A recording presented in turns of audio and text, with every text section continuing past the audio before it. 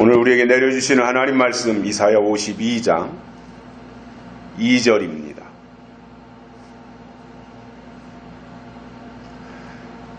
너는 티끌을 떨어버릴지어다. 예루살렘이여 일어나 보좌에 앉을지어다. 사로잡힌 딸 시온이여 내 목의 줄을 스스로 풀지어다. 아멘. 한 주간 동안도 건강하셨습니까? 저의 큰며느리가 1월 10일 날 딸을 낳았습니다. 그래서 제가 손자가 1명, 손녀가 2명 해서 3명의 손주를 두게 되었습니다. 감사한 일이지요. 신앙생활 하시는 분들이 세상과 교회 두 가지 다 충실해야 되는 의무가 있는 사람들입니다. 세상 생활에도 충실해야 돼요. 그 세상 생활에는 가정생활, 직장생활 이런 것들이 다 포함되어 있는 거죠. 아울러 신앙생활에도 소홀함이 없이 최선을 다해 충실해야 되는 이 두 가지를 다 잘해야 되는 의무를 가지고 있습니다. 그런데 신앙이 열심히 좀 개인적인 열심으로 치우치고 또 거기에 시한부 종말론과 같은 이상한 것이 들어가면 세상 생활은 소홀히 하라 그러고 신앙생활, 소위 말하는 영적인 생활에는 지나칠 정도로 열심히 하라고 강조합니다. 그러면 세상 생활은 소홀히 하고 영적인 생활만 충실하게 하라. 한쪽은 소홀히 하고 한쪽은 충실하게 하라 그러면 균형이 깨지기 때문에 뒤집어지고 마는 거예요. 그래서 세상 생활과 신앙 생활 이것이 잘 균형을 이루고 조화를 이루며 가는 것이 매우 중요한 거예요. 이 세상의 모든 것은요, 균형이 깨지면 끝나는 겁니다. 그래서 국가의 일도 그렇고 가정의 일도 그렇고 사회의 일도 그렇고 모든 것은 다 이 균형을 잘 잡아야 되는 거예요. 한쪽으로 기울면 좋은 게 아닙니다. 그거는 뒤집어지고 마는 것입니다. 무너지는 거지요. 신앙생활 하시는 분들이 일주일 동안 월요일부터 금요일까지 세상에서 힘들게 생활하다가 주일날이 되면 하나님을 만나기 위해서 또는 위로받기 위해서 또는 소망을 재충전하기 위해서 교회에 나오거나 또는 온라인을 통해서 예배에 참석하는 것은 매우 잘하시는 일입니다. 그런데 설교 시간에 설교하시는 분들이 하나님의 뜻을 말하기보다는 성경 한 구절 읽어놓고 하나님의 뜻은 온데간데 다 없어져 버리고 세상 돌아가는 이야기로 일관하면서 예화나하고 또는 웃기는 말만 한두 마디 던져 놓아서 청중들이 한바탕 깔깔대고 웃고 끝난다면 신앙생활이라고 말할 수 있습니까? 이 신앙생활, 교회생활 속에는 사실상 요소들이 많죠. 봉사생활, 기도생활, 헌신해야 되고 말이죠. 여러 가지 요소들이 있지만 그 중에 가장 중요한 핵심이 뭐냐면 말씀생활입니다. 설교를 듣는 것, 이것이 굉장히 중요한 부분을 차지하고 있기 때문에 신앙생활 하시는 분들의 입장에서는 하나님의 뜻이 포함되어진 말씀을 듣는 것이 중요하고 주일날 예배를 인도하면서 말씀을 증거하는 설교자의 입장에서는 듣는 청중들이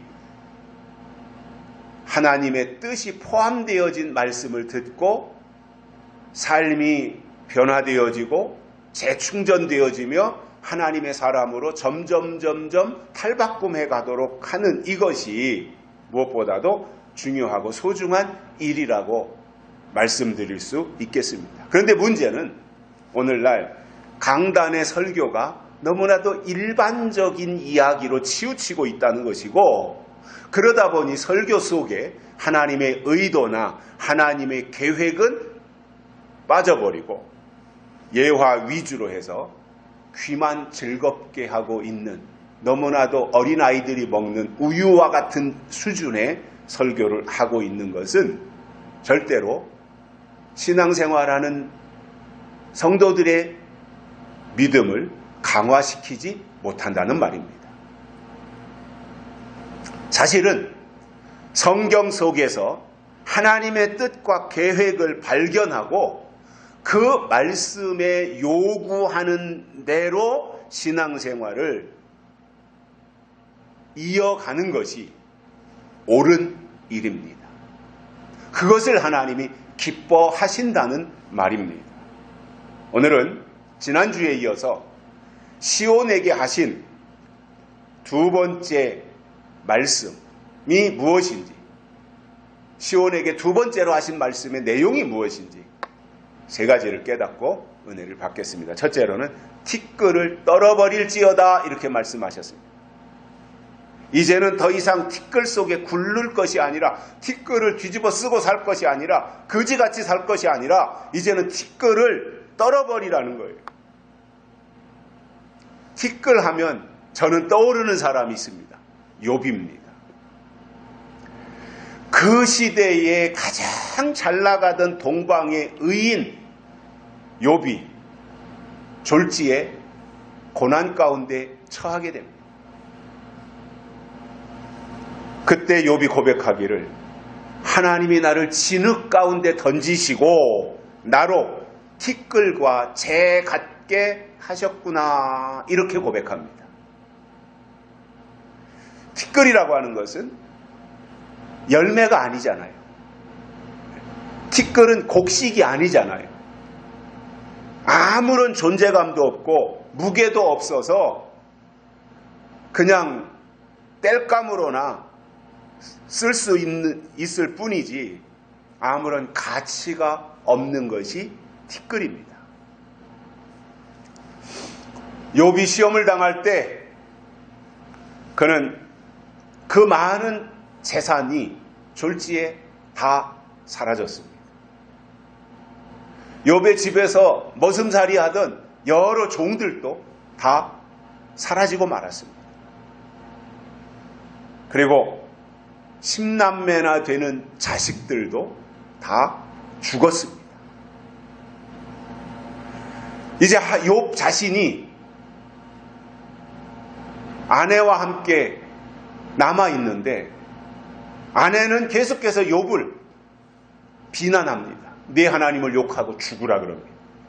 이런 부인이 있다면 참 불행한 일이라고 생각을 합니다. 위로해줘야 되는데, 어려울 때 부부라면 위로하고 격려해줘야 되는데, 아니 네 하나님을 욕하고 죽으라고 한다면 이게 어디 부인이라고 말할 수 있습니까? 아내라고 말할 수 있습니까?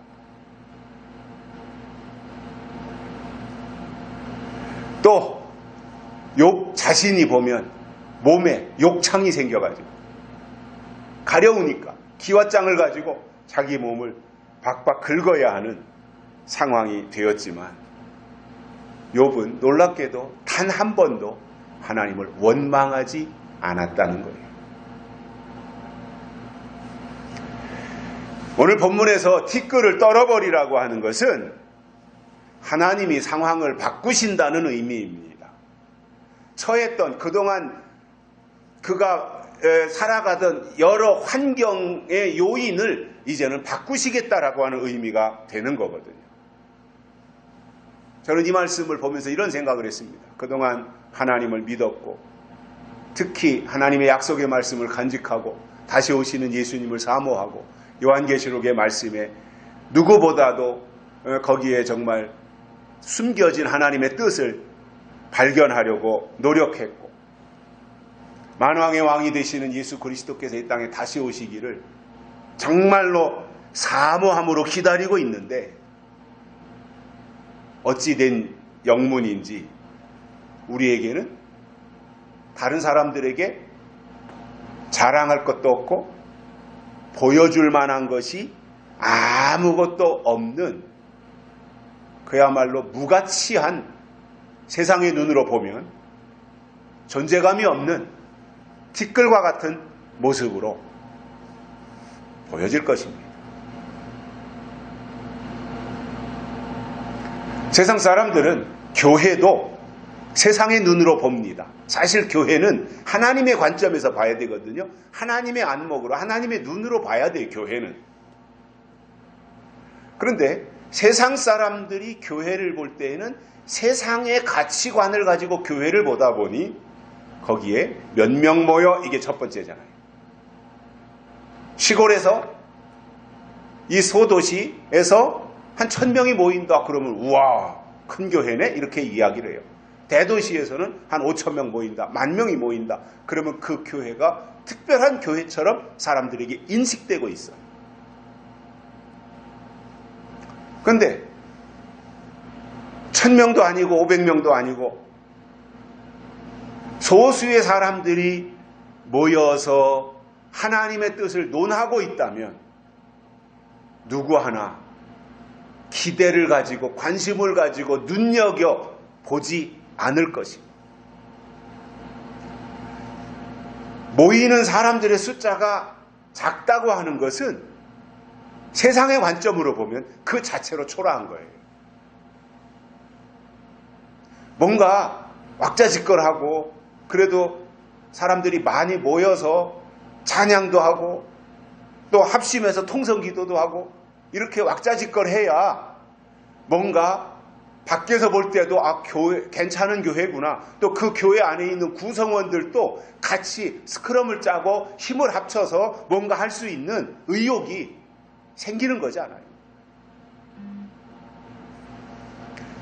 저는 설교하는 사람이니까 설교자가 제일 어려울 때가 언제냐면 뭐 준비하고 이런 게 어려운 것이 아니라 제일 어려울 때가 뭐냐면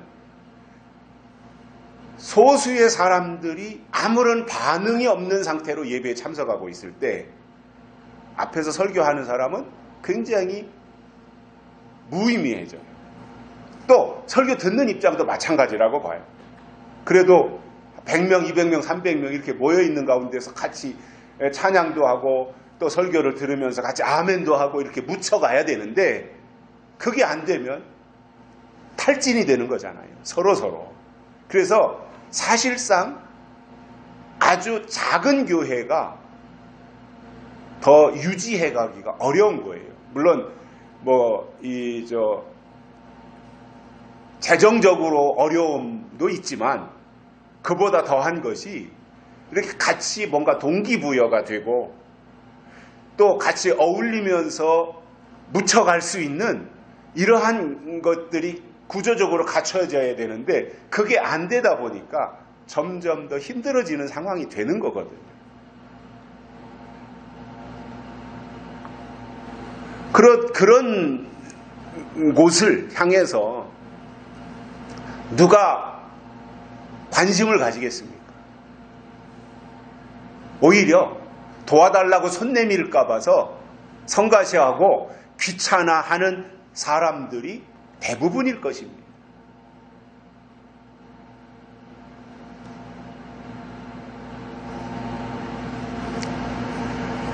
지난 성탄절 설교에서도 제가 말씀드린 것처럼 사실 성경에 나오는 노아의 후손 가운데 셈, 함, 야벳 중에서 셈이 하나님의 혈통이고 선민인데 그 중에서 쭉 혈통이 내려가다가 벨렉 족속 있잖아요. 벨렉 족속. 서쪽으로 가서 이스라엘을 형성한 히브리 민족의 근원인 벨렉 족속은 사실상 구약과 신약을 통틀어서 지금까지 잘 나갔습니다.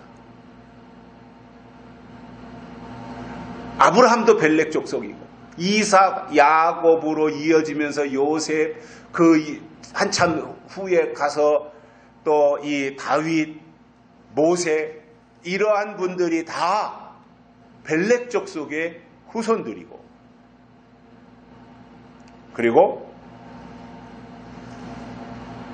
예수님이 벨렉 족속 아브라함의 후손으로 다윗의 후손으로 2000년 전에 이 땅에 오신 것입니다. 그러니 그동안 벨렉 족속 가운데서도 이스라엘은 온 천하 만국에 유대인, 이스라엘 같은 의미니까 이스라엘, 이스라엘, 이스라엘. 유대인들이 세계 최고의 두뇌를 가지고 있고 세계 모든 경제나 이러한 금융이나 이런 것들을 다 장악하고 있고, 그래서 그동안의 온 세계의 역사를 주관하고 영적인 부분들까지도 이끌고 온 것이 벨렉 족속입니다. 반면 욕단 족속은 똑같은 셈족이고 벨렉의 형제인데 욕단이, 그럼에도 노아의 홍수 사건이 있은 이후로 지금까지 눈에 띈 적이 없어요. 욕단 족속이 두각을 드러낸 적이 없어요. 가진 것도 없고 또 찌질이 가난했기 때문에 그동안 뭐 세계를 향하여 저 밖을 향하여 뭔가를 할 수 있는 역량이 없었어요. 그래도 뭔가를 자기의 가지고 있는 에너지를 밖으로 분출한다든가 내 속에 가지고 있는 에너지를 다른 사람들에게 발산하려면 제일 필요한 게 뭐냐면 돈입니다. 유대인들이, 이스라엘이 세계를 장악하고 있는 게 왜 그러냐면 그 사람들은 돈을 가지고 있어요. 교회도 마찬가지잖아요. 우리가 가지고 있는 좋은 프로그램들을 사람들에게 전파한다든가 하는 것이, 뭐 책을 만드는데도 돈이 들어가야 되고 어디에다가 교회를 광고하고 알리는 것도 돈이 들어가야 되고, CBS 방송인가요? TV에 방송 설교 나오잖아요. 그것도 교회가 돈을 방송국에다가 내야 그 설교를 가지고 방송을 내보내주는 거예요. 한 달에 500만 원씩인가를 내야 된다 그러더라고요. 그러니까 그 모든 것들이 지금은 경제가 주축을 이루는 세상이기 때문에 세상도 돈에 의해서 굴러가지만 똑같은 경제의 논리가 교회 안에도 마찬가지로 이것이 뒷받침이 되지 않으면 뭔가를 할 수가 없는 거잖아요. 아무리 유튜브 시대라 그래도 우리가 최소한의 장비를 갖춰놓고 하고 있지만 이것을 하려고 그래도 돈이 제법 들어가고 이것의 기능을 높여서 더 좋은 화질을 가지고 더 좋은 예배로 하려면 비용이 더 많이 들고, 지금은 제가 혼자 다 준비해놓고 하지만 전문적인 PD를 고용해서 아주 이 화면도 그때그때 요소에 맞춰서 다 바꿔가면서 이렇게 한다면 PD에게 월급을 주고 하려면 그 또한 또 비용이 더 들어가는 거잖아요.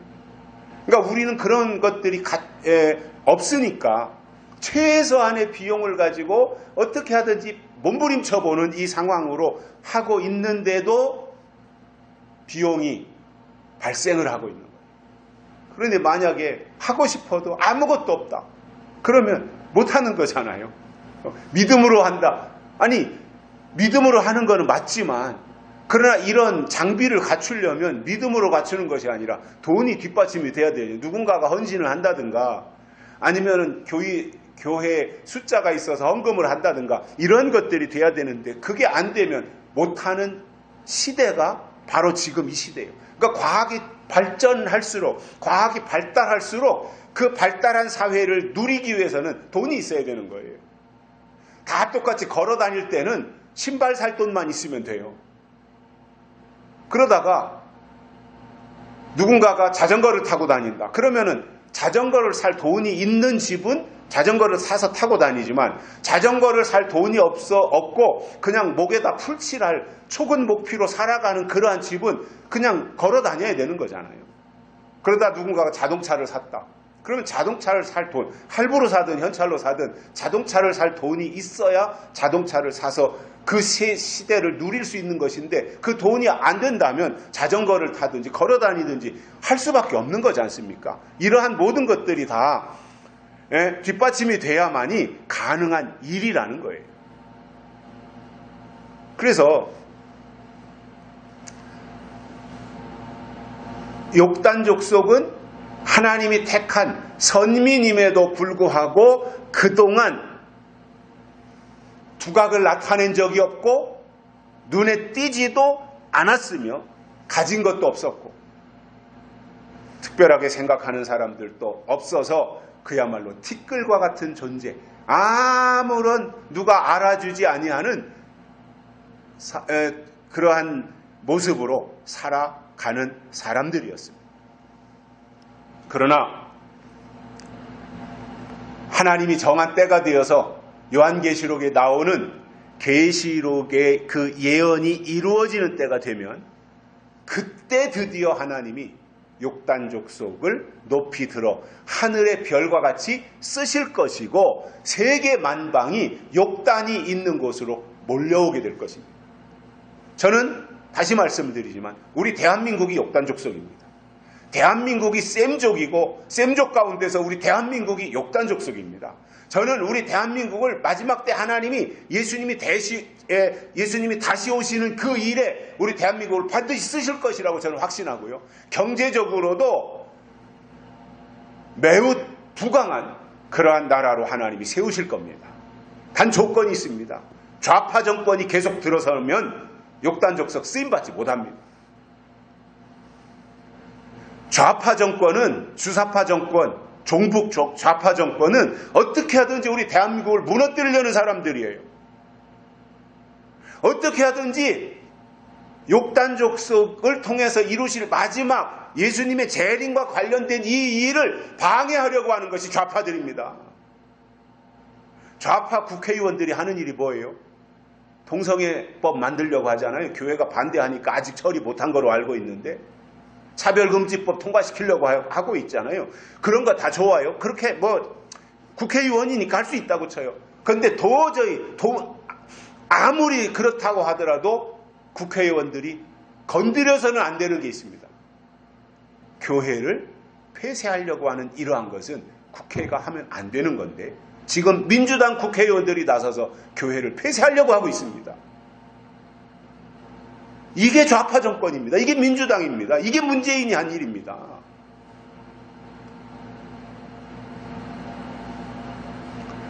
그러면 그 근원을 왜 대한민국에 살고 있는 문재인이가, 대한민국에 살고 있는 이재명이가, 대한민국에 살고 있는 대한민국의 혜택을 온갖 보면서 국회의원 배지를 달고 있는 민주당 국회의원들이 왜 그런 짓을 하고 있는가?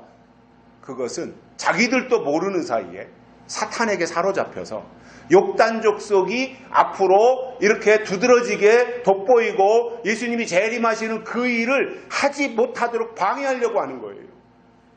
이게 문재인 세력이에요. 그런 걸 제가 아는데 얼마나 열받아요. 물론 그 사람은, 문재인은 그 시대에 그 사람의 역할과 사명을 하기 위해서 나왔으니까 어찌 보면 불쌍하기도 하지만 표면적으로, 단편적으로 보면 열불나는 일이거든요. 이런 것들이. 그냥 신앙을 떠나서 대한민국에 살고 있는 정상적인 생각을 가지고 있는 국민들이 볼 때에도 아니 왜 대한민국을 살면서 북한에다가 퍼다주지 못해서 저렇게 안달이고 북한한테 말 한마디도 못하고 뭐 삶은 소대가리라고 해도 찍소리도 못하고 저렇게 비굴하게 살아야 되나. 우리 정상적인 생각을 가진 국민들이 볼 때도 그게 이해가 안 되잖아요. 근데 우리가 성경을 알고 영적인 관점에서 볼 때 아하, 욕단 족속을 마지막 사명 감당하지 못하게 하려고 저놈들이 북한과 짝짝꿍이 되어서 공산화시키려고 사회주의로 만들려고 하는 이 모습이구나. 다른 것으로는 이해가 안 되는 거예요. 왜 저 사람들이 북한하고 저렇게 짝짝꿍 돼가지고 저렇게 하려고 하는가. 다른 건 이해가 안 돼요. 그런데 우리가 성경적으로 접근해보면 우리가 욕단 족속인데 욕단 족속을 통해서 하나님이 하실 남은 마지막 일이 있잖아요. 그것을 자기들도 몰라요. 그것이 하나님의 일을 방해하는 건지. 그러나 뭔가 이 주입된 그것에 의해서 그 일을 하고 있다고 우리는 깨달을 수밖에 없는 것입니다. 그래서 저는 윤석열 정부가 들어선 것이 하나님의 놀라운 기적이다 이렇게 생각하고요. 도저히 윤석열 정부가 들어설 수 있는 상황이 아니었어요. 그런데 이것은 하나님이 하신 일이다. 그리고 앞으로 계속해서 좌파가 정권 잡는 일은 없어야 되고 계속해서 우파가 정권을 잡고 나가야 마지막 하나님의 계획하신 그 일이 그나마나 순조롭게 가서 그 일을 이룰 수 있다라고 저는 정치적인 입장에서도 신앙과 접목해 볼 때 그렇게 저는 깨닫고 있습니다.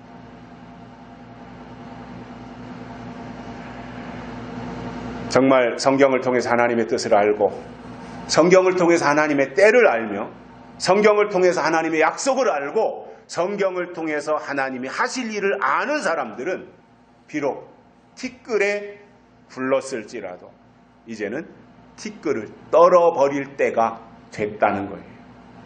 즉 옛사람의 모습과 흔적을 모두 이제는 다 떨쳐버리라 그 말입니다.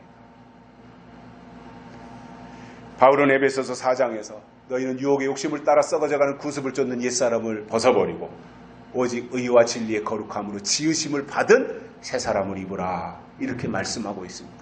티끌을 벗어버린다고 하는 것은 결국 옛사람을 벗어버린다는 것이고 새 사람을 입게 된다고 하는 이 말씀을 해주시는 것입니다. 두 번째로는 일어나 보좌에 앉을지어다 이렇게 말씀하셨습니다.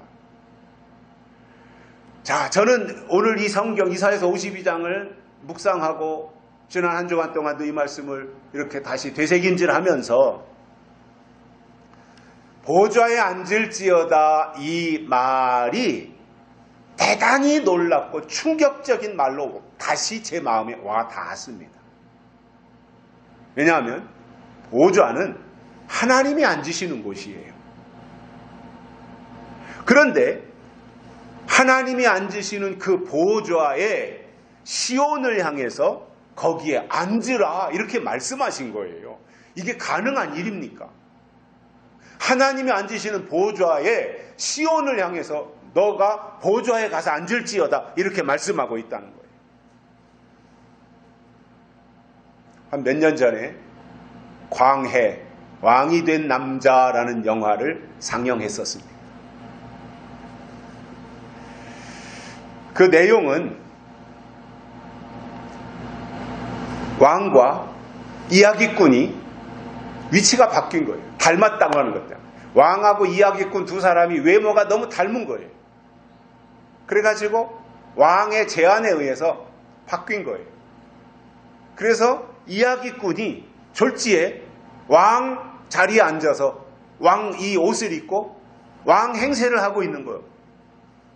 이게 옷을 입었다고 왕에 앉는 자리에 앉았다고 왕 행세를 할 수 있는 게 아니잖아요. 세자 때부터 다 배워온 왕실에 도가 있고 말이 있고 또 왕이 해야 될 뭐 결제해야 된다든가 이런 상소문 같은 거 다 보고 처리해야 되고 또 그 영의정 좌의정 그 다음에 여러 대신들 불러다 놓고 회의도 해야 되고 이런 것들이 있는데 그거 한 번도 안 해본 선비가 이야기꾼이 그 일을 어떻게 할 수 있어요? 그러니까 좀 그 부분에서 그 영화는 좀 익살스럽게 표현하느라고 그런 부분을 이렇게 이제 재밌게 묘사해가는 그런 내용이 영화의 스토리로 줄거리로 등장을 하고 있는데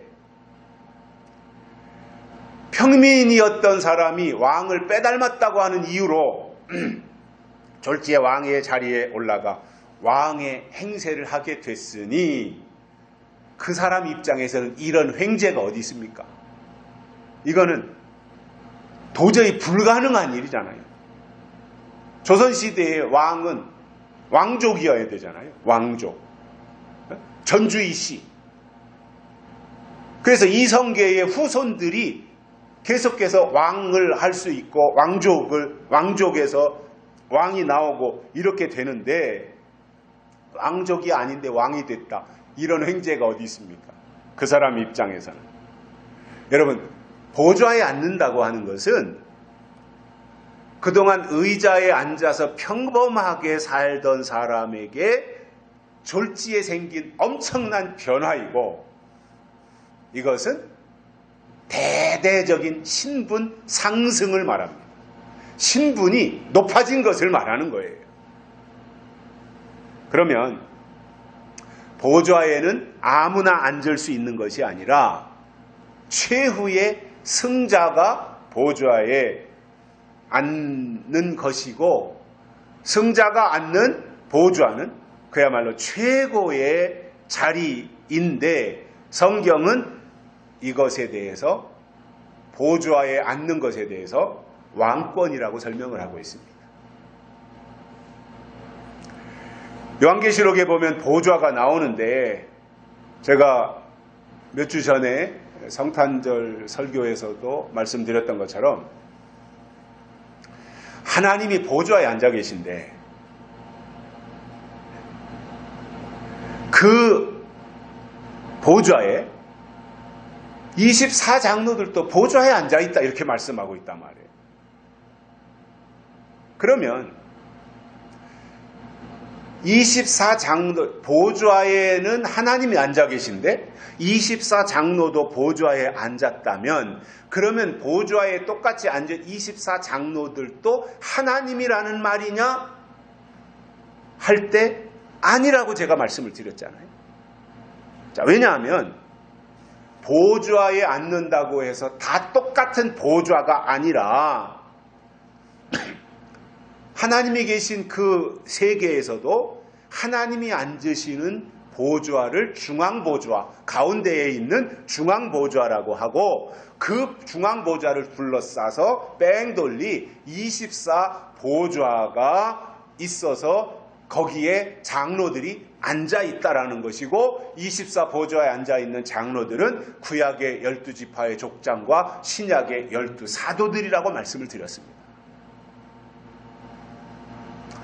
더 나아가서 앞으로 하나님의 인치심을 받은 자들이 보좌에 앉게 된다라고 하는 것이 성경입니다. 이거는 대단히 획기적인 말입니다.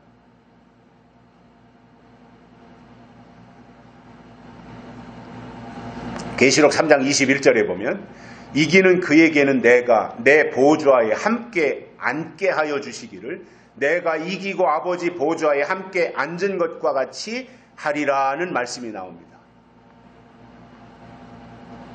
보좌에 앉는다고 하는 말은 하나님이 앉아 계신 보좌를 내가 침범해서 빼앗는다는 말이 절대로 아닌 것입니다. 계시록 20장 4절에서 6절에 이런 말씀이 나오는데, 천년왕국이 이루어지면 왕권을 받아 천년 동안 그리스도의 제사장으로 왕의 보좌에 앉아서 왕노릇 할 것이다, 이 말씀을 계시록 20장에서 설명해 주고 있습니다. 그래서 그때 가면 천년왕국이 이루어지고, 천년왕국이 이루어지면 인맞은 성도들이 보좌에 앉아 왕노릇하는 왕권을 허락해 주시겠다고 하는 것이 성경의 내용입니다. 문제는 그냥 세상에다 한 다리 걸치고 교회에다가 한 다리 걸치고 양다리 걸치고 주일날이면 와서 그냥 예배 간단히 참석하고, 그리고 가서 세상에 나가서 세상 사람들처럼 똑같이 살아가고 있는, 이렇게 신앙생활을 하는데 그 사람들이 천년왕국이 이루어지면 다 왕권을 받느냐라고 할 때 절대로 그런 일은 없다라는 거죠. 자, 우리가 성경을 보면, 계시록을 보면 천년왕국이 이루어지기 전에 황충이가 나와서 방해 공작을 부립니다. 이것을 계시록 9장에서는 거짓 선지자들의 미혹이다, 이렇게 말씀하고 있습니다. 그래서 예수님이 이 땅에 재림하시기 전에 교회를 미혹하고 하나님을 믿는다고 내세웠던 사람들을 미혹하는 황충이, 즉 거짓 선지자가 먼저 등장한다는 거예요. 구약의 아모스 선지자가 황충이에 대해서 말씀합니다. 황충이는 계시록에만 나오는 것이 아니라 아모스 선지자도 황충이에 대해서 예언을 했는데, 아모스는 이렇게 말합니다. 하나님께 기도한 내용입니다.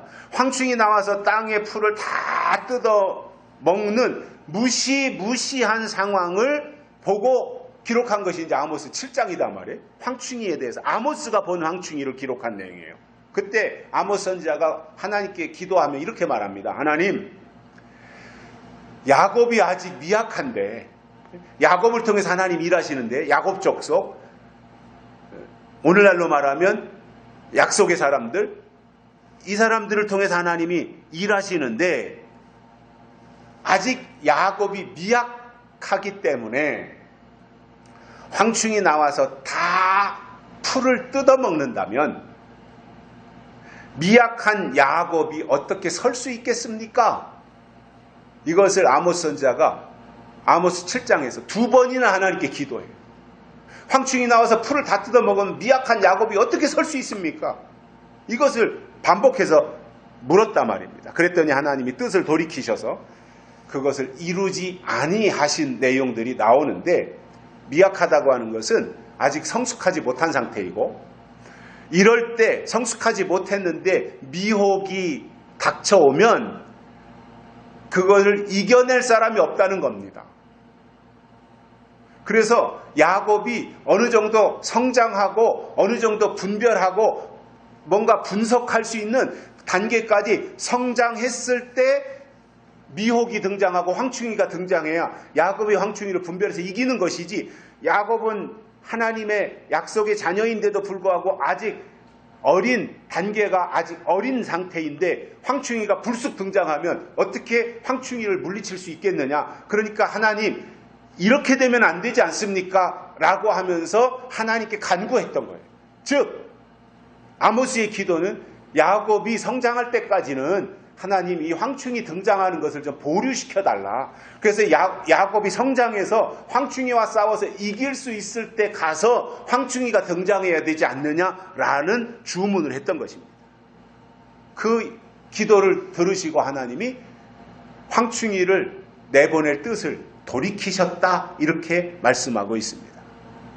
이것은 지금 우리들에게도 그대로 해당이 되는 말씀인데, 우리가 계속해서 지금 하나님의 약속의 말씀을 사모하고 왔습니다. 지금도 여전히 사모하고 있습니다. 그러나 하나님이 보실 때 우리는 아직 영적으로 미숙하다 이겁니다.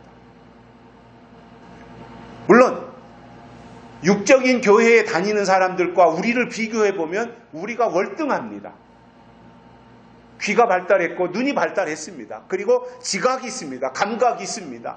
그래서 땅의 것을 위해서 신앙생활하는 사람들하고 우리가 비교되지 않습니다. 영적인 부분을 말하는 겁니다. 그러나 아직도 황충이가 나와서 맞짱 뜰 때 우리가 황충이를 이겨낼 수 있을 만큼, 황충이를 단칼에 물리칠 수 있을 만큼 그 단계까지는 아직 우리가 이르지 못했다는 거죠. 그러면 계시록에 나오는 황충이는 5째 나팔에 나와요. 황충이가 5째 나팔을 부니까 무저갱이 연기 가운데서 황충이가 올라왔지 않습니까? 그리고 황충이가 나오면 전갈의 권세를 가지고 위협하고 괴롭게 한다 그랬습니다. 그래서 하나님은 5째 나팔에 황충이가 나와서 위협하기 전에 4째 나팔에 이 예언의 말씀을 충분히 듣고 준비하고 하나님의 인치심을 받을 수 있도록 하나님이 예정하셨습니다.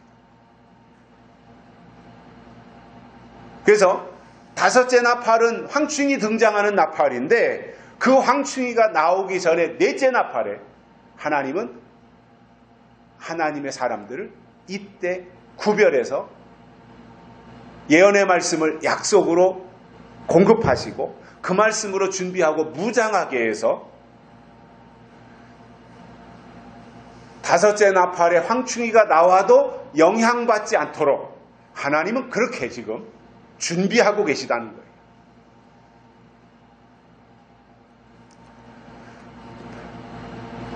그래서 황충이가 나오기 전에 하나님의 인치심을 받으면 황충이는 아무런 문제가 되지 않습니다. 학개서 2장에 보면 하나님이 스룹바벨을 인으로 삼으셨다고 하는 말씀이 나옵니다. 그래서 스룹바벨이라고 하는 사람이 인이에요. 스룹바벨이 인이에요. 즉 사람이 인이었다 그 말이에요. 그러면 중요한 것이 하나님이 스룹바벨을 인으로 삼으셨다면 스룹바벨이 누구냐라는 거죠. 스룹바벨이 도대체 어떤 사람이었고 스룹바벨이 한 일이 무엇이었기에 그토록 중요한 인을 삼으셨느냐 하나님이. 이겁니다. 이걸 우리가 알고 가야 되는 거예요. 스룹바벨은 이스라엘이 바벨론 포로로 잡혀서 70년 동안이나 포로 생활을 하다가 이제 그 모든 것을 청산하고 다시 이스라엘 고국으로 돌아오는 거예요. 그래서 70년 만에 고국으로 돌아와 보니 성전이 다 허물어진 거예요. 바벨론이 쳐들어왔을 때 성전이 다 무너졌고 성전에서 하나님께 제사지게 번제 드리고 소제 드리고 할 때 사용하던 기구들 있잖아요. 그게 다 도둑맞고 뺏겨버린 거예요. 그래서 스룹바벨은 고국으로 돌아와 보니 제일 먼저 스룹바벨이 눈에 띈 게 아이고 하나님의 성전이 무너져 버렸네. 이게 제일 안타깝고 너무너무 이 애처로운 마음으로 그것을 이제 그 마음속에 담고 있었던 거죠. 아, 성전이 무너지다니. 하나님의 성전이 무너지다니. 이거를 내가 어떻게 다시 재건할 것인가? 그 생각에 몰두하고 있었는데 그때 뭐 바벨론 포로로 잡혀갔다가 돌아온 것이 스룹바벨만 돌아온 것이 아니라 유다 백성들이 다 같이 돌아왔으니까 고국으로 돌아온 그 사람들인데 다 각자가 자기 고향으로 갔고 뭐 예루살렘 근처에도 성전이 있는 근처에 집 있는 사람들은 다 거기에 머물렀고 자기 집으로 돌아갔는데 보니까 성전만 무너진 것이 아니라 자기 집들도 자기가 살던 집도 폭삭 다 무너져 버린 거예요. 그러니까 고향으로 돌아온 사람들이 자기 집을 먼저 짓는데 정신이 없었어요. 자기들 집 짓느라. 그런데 스룹바벨은 놀랍게도 하나님의 성전이 우선이다 이거예요. 그래서 하나님의 성전을 재건하느라고 여념이 없었고 이런 스룹바벨을 하나님 인으로 삼으셨다라는 것입니다. 그렇다면 지금 이 시대에 하나님의 인을 맞을 사람들이 해야 할 일은 인치는 기간이라고 날짜를 정해놓고 어디로 가서 인 맞아야 된다고 사람들을 선동할 것이 아니라 이 시대의 거짓 것에게 사로잡혀서 철저하게 무너져버린 마음의 성전, 각자의 심령의 성전을 하나님의 약속의 말씀으로 재건해주는 역할을 하는 것이 스룹바벨입니다.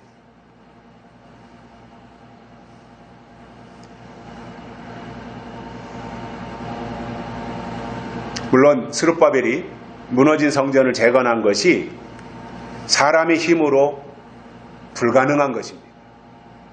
재건할 마음을 가졌지만 그러나 그것을 재건한다는 것이 얼마나 어려운 일이겠어요.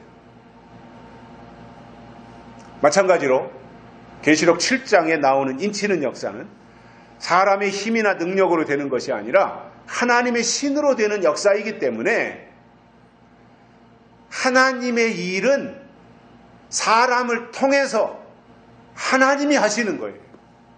사람은 하나님의 도구로 붙잡혀서 쓰임받는 거예요. 오늘 말씀에서 일어나 보좌에 앉으라고 하신 것은 신분이 바뀌는 것이고 보좌에는 아무나 앉는 것이 아니라 하나님이 앉으시고 24장로들이 앉으며 요한계시록에 나오는 인맞은 성도들이 변화체가 되어서 그날 하나님의 보좌에 앉게 될 것입니다. 이것은 계시록 20장에 나오는 말씀 그대로 왕권이고 이때 하나님께 왕권을 받은 사람들은 자그마치 1000년 동안 왕노릇 하리라고 말씀하신 겁니다.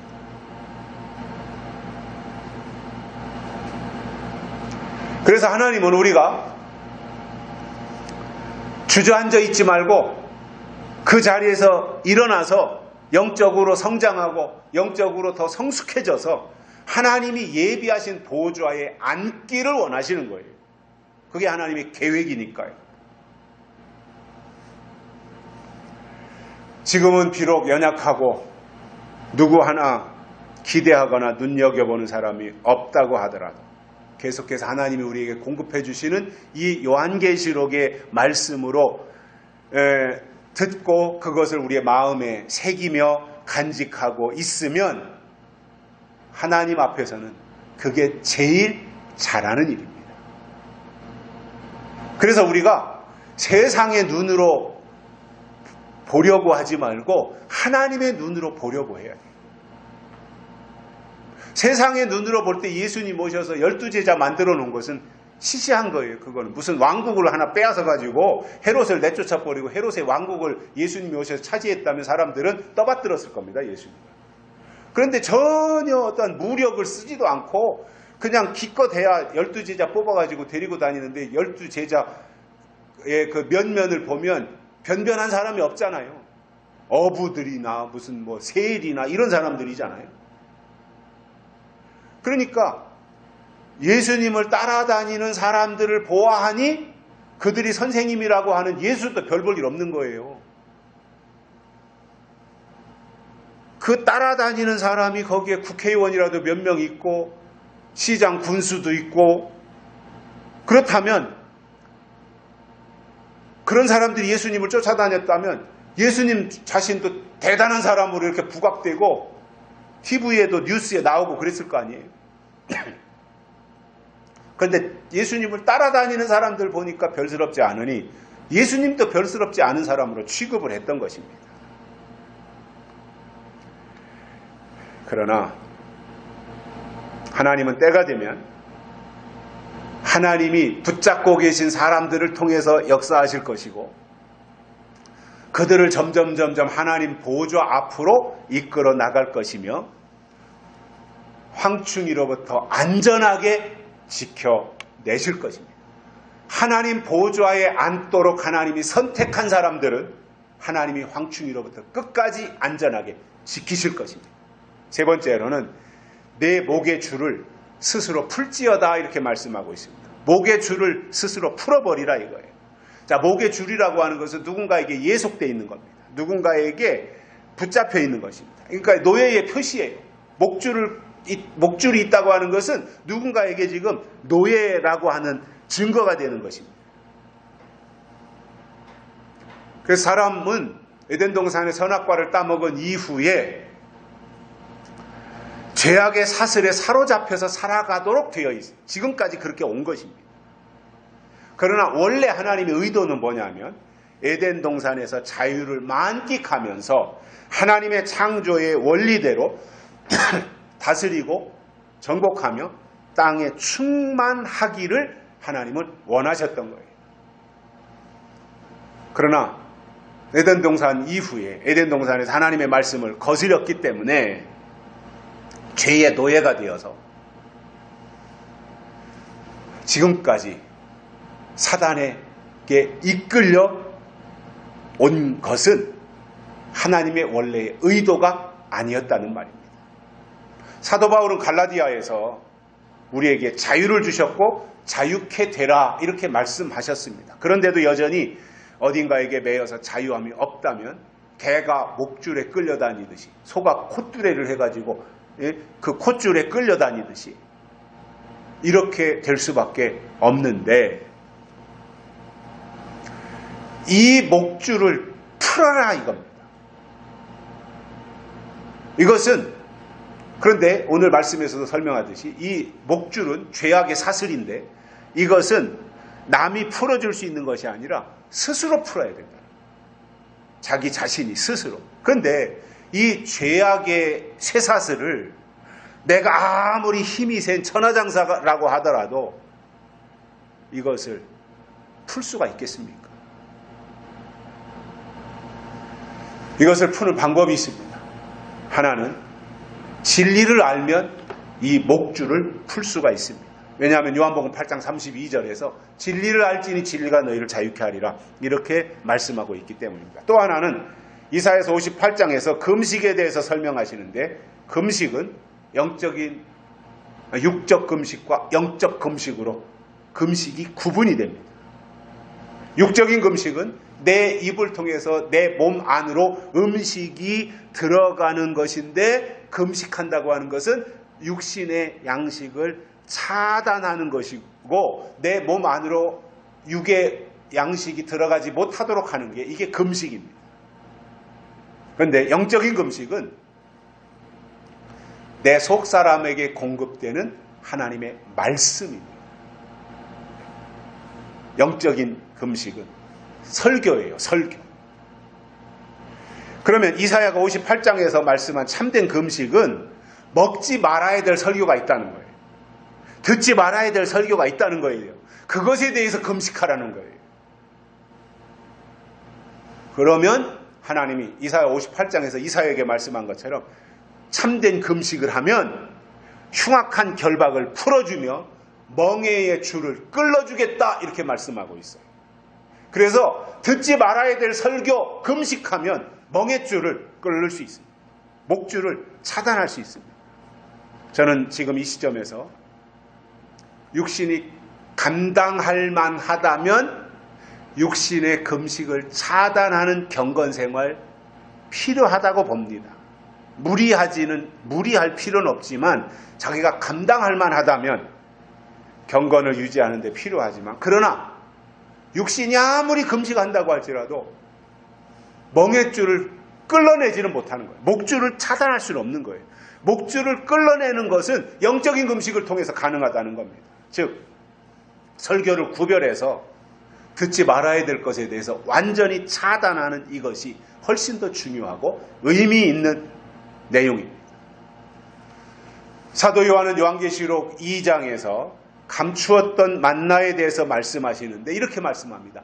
이기는 그에게는 내가 감추었던 만나를 주겠다 이렇게 말씀하셨습니다. 여기서 감추었던 만나라고 하는 것은 모세 때 광야에 나온 이스라엘 백성들에게 주신 만나와는 다른 것이다 이거예요. 즉 하나님이 요한계시록 속에다가 숨겨놓았던 새로운 만나를 하나님이 제공하시겠다고 하는 의미입니다. 특히 하나님이 주시는 만나는 패잔병에게 주는 것이 아닙니다. 악한 영들과 싸워서 사탄과 싸워서 황충이와 싸워서 이기는 자들에게 감추었던 만나를 주신다는 거예요. 또 계시록 10장에 보면 작은 책에 대해서 말씀하시면서 천사의 손에서 작은 책을 갖다 먹어버려라. 내 입에는 다나 배에는 쓰게 될 것이다. 이렇게 말씀하셨습니다. 자, 그러면 요한계시록은 장성한 자들이 먹어야 될 양식이고 그것을 먹고 났을 때 나타나는 반응은 입에는 달지만 배에는 쓴 고난의 사건들이 있다는 거예요. 다들 경험해 보셨겠지만 계시록을 처음 듣고 계시록이 이렇게 연결되고 계시록의 사건들이 우리의 귀에 들려지고 그동안 잘 몰랐던 내용들이 연결되어지고 그러면은 얼마나 꿀맛처럼 달잖아요. 그러나 그것을 먹은 이후에 배에서는 이제 쓴 사건들이 고난이 닥쳐올 것에 대한 설명을 해주신 것입니다. 그래서 하나님이 우리에게 주시는 믿음은 때를 따라 주시는 하나님의 말씀을 영의 양식으로 받아먹는 것이고 그렇게 되면 그 속사람이 성장하고 또 성장하면 다 해결되는 거예요. 사실은 성장하면 다 해결되게 되어 있어요. 특히 목의 줄을 끌어서 자유케 되는 일을 스스로가 할 수 있게 되는데 무슨 줄이든지 목에 매여 있으면 자유함이 없잖아요. 그런 의미에서 예수님이 초림하셨을 때는 물과 성령으로 거듭나야 한다고 말씀하셨고 재림하실 때가 되면 거듭난 자들을 향해서 하나님의 인치심을 받아야 된다 이렇게 설명하시는 겁니다. 결론으로 하나님이 시온에게 두 번째로 하신 말씀처럼 우리는 하나님 편에 서서 티끌을 떨쳐버려야 되고 또 일어서서 하나님 보좌에 앉아야 되며 목의 줄을 스스로 풀고 영적 자유함을 누리면서 하나님의 뜻을 이루어드리는데 앞장서는 성숙한 하나님의 사람들이 되시기를 주의 이름으로 축복합니다. 살아계신 하나님 감사합니다. 오늘 또 불러주시고 말씀을 주셨으니 이 말씀 우리의 마음에 새기고 주님 오시는 날까지 약속의 말씀으로 싸울 것과 싸우고 이길 것을 이기며 살아가는 저희들 되게 해 주시옵소서. 다시 오실 예수님의 이름으로 간절히 기도드리옵나이다. 아멘. 찬송가 255장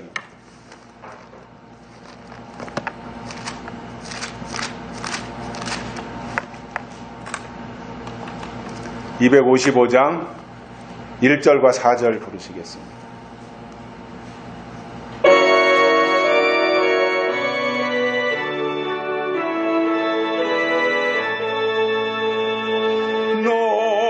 노시오나 이 소식 전파하라 영광의 주 참 빛이 되신다 만 백성은 이 밝은 빛에 모아 영원한 구원 주